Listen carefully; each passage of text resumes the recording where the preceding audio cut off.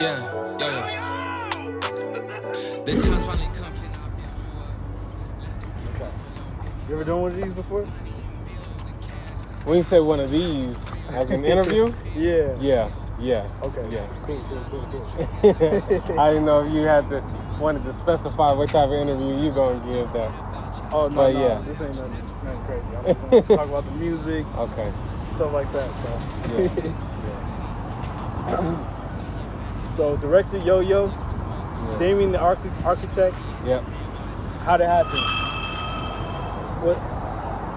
What caused the name shit? I feel like an evolution. The same way maybe a woman gets married and she drops her last name traditionally. Director Yoyo integrates my life and my path with yoga and my path being in film school and actually being a director. So the name is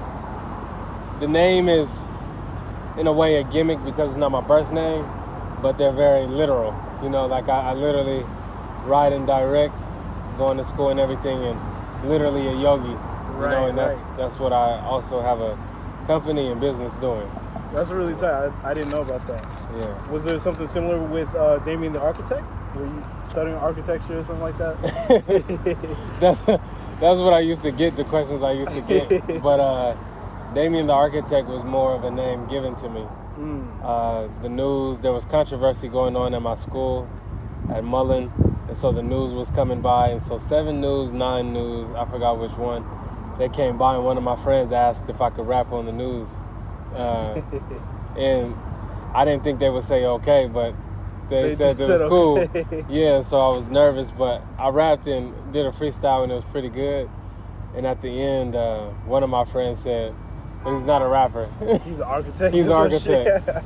So that's where I got Damien the Architect from. Word. Okay.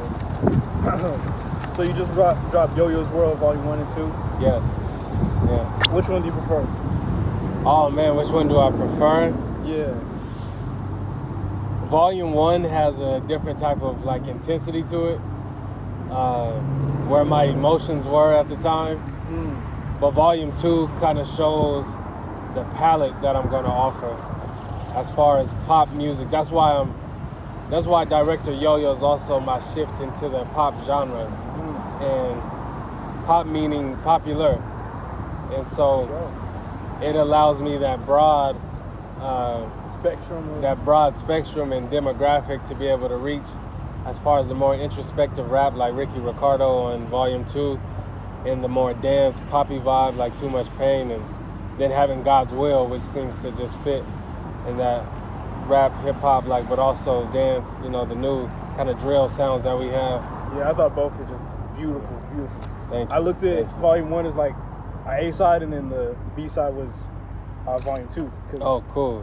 It was like a little bit more like dark and serious in the second one, and then, you know, I felt like the popular ones were on the Volume 1. Definitely. Right. So Definitely. I like that. Want to tell me some of the meanings behind it? Like, why'd you choose come instead of come?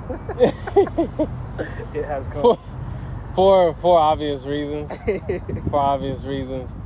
I was expecting something a little bit more like raunchy when I popped it in, but yeah, that's I think there's a difference between sexuality and sensuality, and like what I'm speaking on in the song is more so like the time has come. It's kind of like a inside joke because me and my partner, her and I have talked a lot about having children one day, you know, and starting a family. So it's the idea like it has come, whatever that means to us, whether it's actually us starting a family now or a year from now or whatever else, like the time has come. Like it has come for all of these things to take manifest and come into fruition. That's real. Yeah. You're a very talented producer, man. Thank you. How long have you been producing for? I've been producing for 5 or 6 years, but it feels like I just started because of my respect for it. Right. And a lot of the people that I work with or looked up to have been doing it for so long that it really took me in the last year or two to say like I'm a producer first. Right. And that's what I prefer to do over writing, just because I have been writing music and recording since I was little. Right. So that time that I put in is a little bit different. But nonetheless, I've been producing for the last 5 or 6 years. Yeah, and I feel like as an artist, when you start to grow, like, it always feels new, right? Like, I've been in the game for a while, and, you know, it's just right. Different phases of it, right? Who are your producer influences? My producer influences, my personal ones, close to me, were my cousin, who goes by Avenue Prod. I remember being little, and he was making beats off the PlayStation. Oh shit, that's funny. And my godfather Mach, he still produces for different people, and even got like a shout out by Busta Rhymes and everything. Oh, damn. So he was one of my early teachers, and then of course Timbaland and Pharrell, Kanye, those, and then producers like Party Next Door. You know, I've been very, very underrated producer. Very underrated producer. Like, they've been inspiring to me. That's what's up. How far do you feel like you've come since PBJ and Noodles? Oh, man. That's a dope question to ask. Very far. Very far. Like, PBJ and Noodles, I was really going off the cuff. Like, it was really me doing takes in like 1 or 2 takes.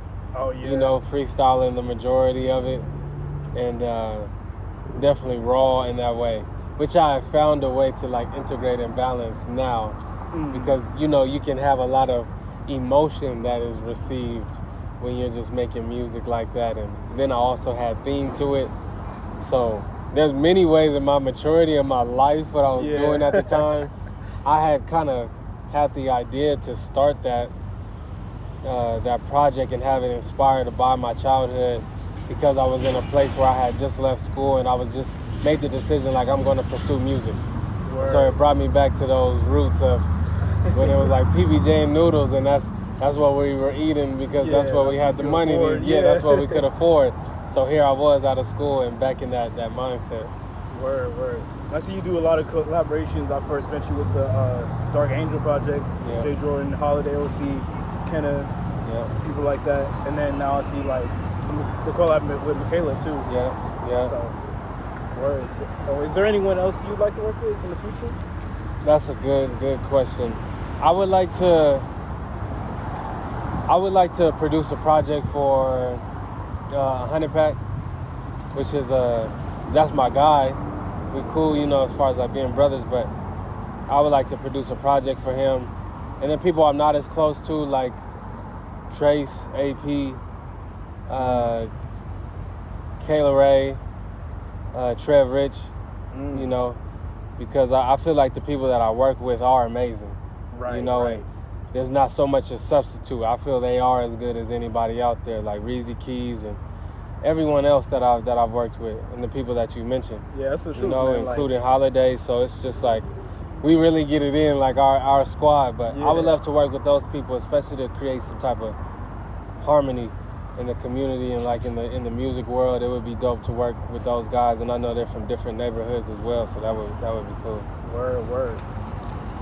And speaking of Mykaela, I heard you got a new single coming up. Yeah. Man, that's some insider shit. I probably she's dope, and she produces as well herself. So it's a blessing whenever she likes to get me involved, whether it's recording because she can write on her own. So it's dope when you know somebody doesn't need you and it's a choice. You know, and for me it makes me go that much harder for the people. You know. Right. So I feel like spirituality is like a big part of your identity and who you are and your music. So, like, how does that go into it? Like, what are your core beliefs? My core beliefs are that I have none. That if you're willing to see life truly enough, if you're willing to see life and pay attention to it, there's nothing to believe about it, but there's 100% of it to be able to experience. And I believe that music shows that, because these tones, these frequencies are formless, right? But yet they can be structured into notes, and the technicality of music theory And so it's a transfer. What makes the music is the rhythm that we hear, right? Mm-hmm. The pace that we hear, the tempo that we hear in it, or else it's just sound. Right. You know? Right. And then another thing about transferring like things into music, I've seen you done a lot of traveling, right? You've been to like India and all over, right? So like, you feel like you get like more inspired when you go to these places, or like? That's another big influence on me changing my name and the shift of my genre. I feel like I was making music for my community and the type of music that we did growing up. So when you kind of make the world your community, the world your family, and you're in Colombia and seeing what they're dancing to, and Portugal and see what's making them move, and like you mentioned, India, it changes what you want to offer. It changes what you want to give. Like, I know a lot of people were making fun of Drake, but that's the result of you loving music and loving people. That's beautiful. You know, and becoming cultured in that way. You want to be able to offer something to everyone. Yeah, I love that. I love that. It's tough. Do you have a favorite album right now? Man. Maybe like a top 5? A top 5. I listen to... The albums I listen to the most are Mr. Morale and the Big Steppers by Kendrick. And then I listen to a lot of Baby Keem as well. Word. Drake, that Honestly Nevermind album, and like Her Loss. Kind of sift between them both. What album am I listening to right now? And then I like listening to Tim's. I like listening to the new dance and pop music that I'll have sent to me. Like, my homegirl sent me this song called Girlfriend by Hemlock Springs. So I just like to get into the different vibes. That's beautiful. Also, always listening to Nip. Yep, Nipsey. So, yeah, that's what's up. Yeah. So, you're obviously a Renaissance man. You do a lot of different things. What lane of entertainment feels most compelling to you? What lane of entertainment feels most compelling? Music feels most natural. But if I can articulate it like this, the yoga events that I do feel easy because it really has nothing to do with me. Right. Like the appearance of me is there, but the spirit is totally present. And it's different because that's like both of our focus, right? Right. We can be there for music, but your focus could be there for a girl or for attention or for the fashion or different reasons. But on the level of the spirit, predominantly, like, we're here for the same reason. So we can look to it a little bit differently and deeply. But then also, like, the way that I see things is very cinematic. You know, it's probably landed me in school. So I think they just have a different quality that they pull out of me. So when you say compelling, I say those 3: music, yoga, and film and entertainment. Integrate that life just compels me. Life compels me. Right. Yeah. Inspired by it all. Right. Yeah. So what is success to you?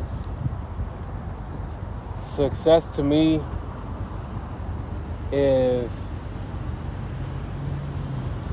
knowing thyself. Because if you're really successful, your idea of it will expand. And having a sense of it is important, because you could have been broke last year and now you're making $48,000. Right. So you feel a sense of success. But for someone else, that $48,000 is like, damn, I can't live off this shit. You know, so now they're going to 60 and 72 and so forth. So that sense is important. Like, are you waking up with that sense of success? Because that sense of success will then attract the other senses, you know. Yeah. So that's important to me. That's how I see it. So first off, what are your dreams? And then what do you think will help you get closer to them? My dream is family. So my lady, our son, and like I was telling her, whatever we could create together, two minds are always better than one. Whatever life we could create together, that's the one I want. Because whatever I could make on my own would be largely fantasy. Right. Oh, you know? Man. That's deep. Okay. What do you think you lack as an artist? Sometimes confidence. Sometimes it feels like the musical training to classically play the piano or understand certain chord progressions and things. But I feel I found power in my limitations. Where I lack in confidence, I put the effort and the time in. Where I maybe lack in the musical training, I show up with my energy and my emotion and my desire to know. And my willingness to ask people and be around people who know better than me. Word. That's good. Okay. And then, last question. Are there any, well, I guess we kind of answered it. Are there any demons you face when creating?